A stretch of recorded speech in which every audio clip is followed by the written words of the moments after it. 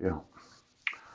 And it is 12:36. Yes.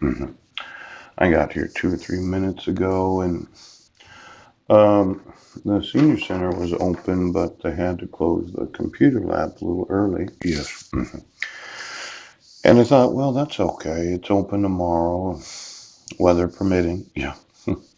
In fact, there are a lot of permits that we have to have as citizens of the United States.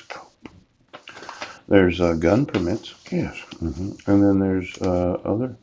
You know, if I was to really think about it, let's say you're a city, yeah, and you issue permits, use permits to use permits, yes. Why don't you get me all those documents of every permit in every city, yes, every county, every state, and then all tribal governments? Because I feel like I'm not being permitted, yes, to actually know if my wife was using reproduction. Yeah. hmm See, I really got to thinking about these rights. There's a right to be married, yes. And then there's the right to have knowledge of what you're doing as a spouse. Now, a lot of women say, well, you don't get to know as a husband. I don't get to know what you do with my sperm. It might have influenced the amount of actual sex that we had while being married. Yes. See, there's this allegation of domestic violence and child abuse. Yes. And when you say, well, he made me have sex, poop. I didn't get actual notice, reasonable notice, or an opportunity to be heard. Yeah. Respondent didn't receive actual notice of the hearing. And then there's the dissolution of marriage where I didn't get any of the actual documentation. Poop, poop, poop. Now, I'm sure, okay, a woman would say, you do not have the right to know what I do with my eggs. Yes. In fact, you don't have the right to know what I do with your sperm. Poop.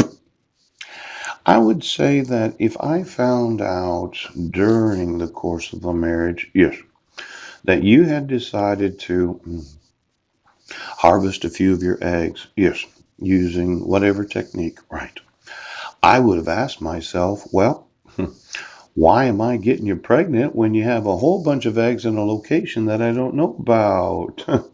Now, this whole idea of being married, yes, I think I do have the right to know. It would affect the intimacy of the marriage. Yes, it would. It would affect the actual amount of sex we have. It might have decided whether or not I wanted to have additional children. Yeah. And considering it was the ultrasound where Benjamin was gestating in your womb, yeah.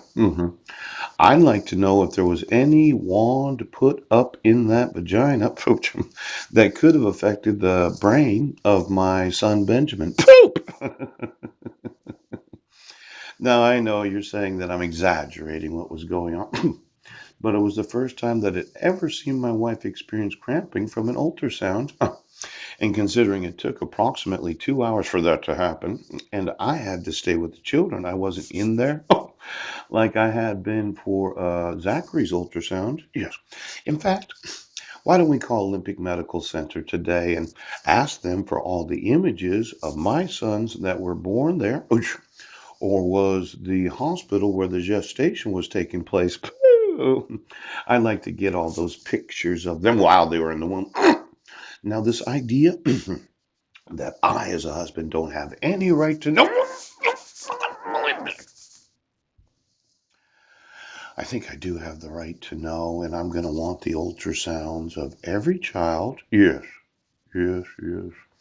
That was gestating in the womb of every woman that was impregnated by every man that, well, said that they were a domestic abuser or child abuser. Pooch.